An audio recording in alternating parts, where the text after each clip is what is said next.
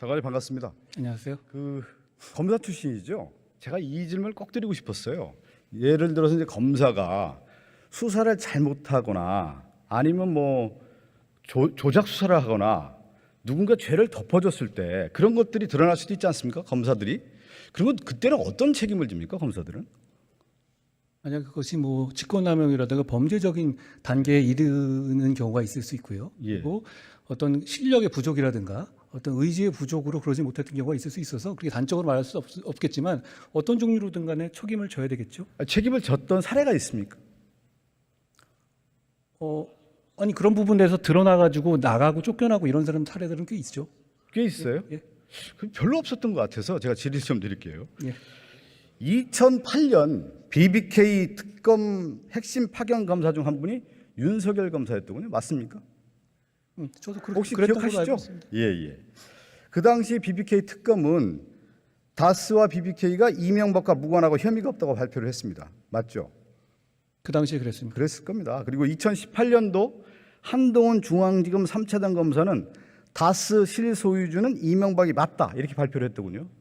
예. 그런데 거기에 대해서 설명을 드리면 이 증거관계의 문제지 않습니까? 어차피 입증은. 그런데 2008년 당시에는 의미 있는 진술과 그런 내용이 전혀 안 나왔던 거고요. 2018년에 제가 수사할 당시에는 당시에 있었던 사람들 중에 일부가 사실은 자기들이 그런 거짓 진술을 했었다는 점을 가지고 저희한테 제보를 해온 것이었습니다. 그렇기 때문에 상황은 많이 다르죠. 그러니까 2018년에 있는 판단이 달라졌다고 해서 2008년에 수사가 잘못된 것이었냐? 그거는 그렇게 단정해서 말씀하실 그렇죠. 수 있는 그 얘기 문제는 아닙니다. 분명히 하셨습니다. 제가 다시 한번 좀 질의를 드리겠고요.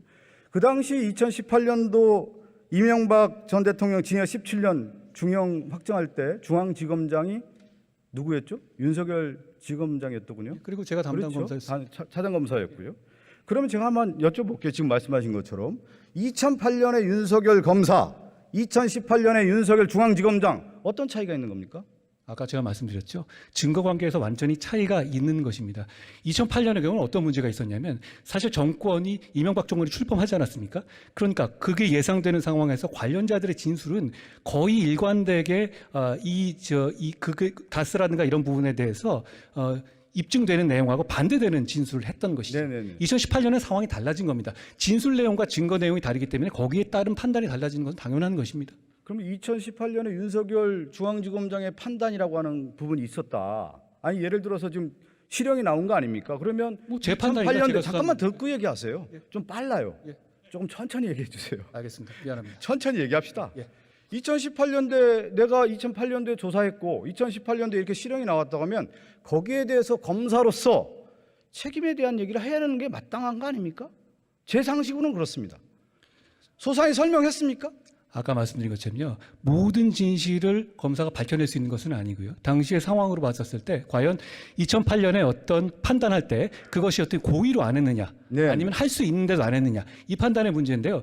제 생각에는 제가 2018년에 이 내용을 밝혀냈지만 제가 2008년에 돌아갔어도 이걸 밝혀냈을 것 같지는 않습니다. 그러면 2008년에 잘못된 판단이었다. 이렇게 얘기를 하시는 잘못된 판단이라는 게 아니라 증거를 제대로 확보하지 못했고 그럴 만한 이유가 그 있었다는 당시 말씀. 2008년도에 특검했던 검사들 다 영전하고 승진하고 다 잘 됐더군요. 보니까. 자, 그러면 지금 얘기한 것처럼 BBK 사례를 봤을 때 2008년도에는 옳았는데 2018년도에는 그것이 틀릴 수도 있는 거 아닙니까? 맞죠? 증거가 새롭게 나올 수 있는 거 아니겠습니까? 새롭게 나올 수 그렇죠. 있는 부분은 당연한 겁니다. 그러면 만약에 이런 경우에는 새로운 사실이 나왔을 경우에 책임의 소지는 없는 겁니까? 그러면 검사들의 책임의 소지는 아예 없습니까? 아까 말씀드렸던 것처럼 2008년에 했던 것이 어떤 정권에 야합하기 위해서 어떤 봐주기 수사를 했다든가 나온 증거를 일부러 못 본 척 했다든가 할 수 있는 것이었는데 안 했다든가 하면 당연히 책임을 물었어야 했죠. 만약에 2008년에 제가 2018년에 확보한 자료들을 갖고 있었음에도 불구하고 그런 판단을 했다면 당연히 책임을 져야 합니다. 그런데 그러진 않았던 겁니다. 자, 그러면 지금 얘기한 것처럼 제가 한 번만 정리할게요. 이명박 사건 2007년도에 중앙지검에서 최재경, 김기동, 김홍일 수십 명의 수사 인력이 투입해서 무혐의 처분을 했습니다. 그것이 부족해서 2008년도에 윤석열 검사를 비롯해서 정호영 특검이 수사를 했는데 무혐의 처분을 했어요. 근데 2018년도에 윤석열 중앙지검장 한동훈 3차장 검사가 수사해서 유죄를 확정했습니다. 맞습니까? 이 팩트는? 맞습니다. 예, 그러면 김건희 수사는 어떻게 되는 겁니까? 거기서 그 얘기가 어떻게 연결되죠? 김건희 수사를 한번 넘어가 보자고요. 김건희 수사 하는 겁니까 안 하는 겁니까? 지금 현재 계속 수사 중이라는 말씀드리고요. 검찰이 공정하게 수사해서 결론을 내릴 거라고 생각합니다. 저는 아니 뭐 이제 그렇게 얘기하시니까 제가 얘기를 한번 드려볼게요. 네. 김건희 여사의 수사가 지금 시점에서 한동훈 검사라든가 아니 한동훈 법무부 장관이나 검사들이 수사를 했더니 무혐의가 나왔어요. 예. 그런데 저는 제 느낌으로는 몇 년 후가 됐든 어떻게 됐든 다음 2027년이 됐든 2032년이 됐든 이명박 전 대통령이 2007년도에 무혐의 처분을 했는데 2018년 10년도가 지나가서 유죄가 나왔던 것처럼 새로운 사실이 드러나고 거기에 대한 물증이 나오거나 증인이 나왔을 경우에 저는 유죄가 나올 가능성이 매우 크다고 봅니다. 지금 그렇게 흘러가고 있습니다. 한동훈 장관은 어떻게 생각하세요? 만약에 나중에 새로운 증거가 나온다. 그랬을 때 처벌하는 건 정상적인 사법 시스템입니다. 자, 위원님. 아까 말씀하신 것처럼 윤석열 검사가 2007년에 판단했던 거 다른 판단을 2018년에 바로 그 윤석열 검사가 한 겁니다.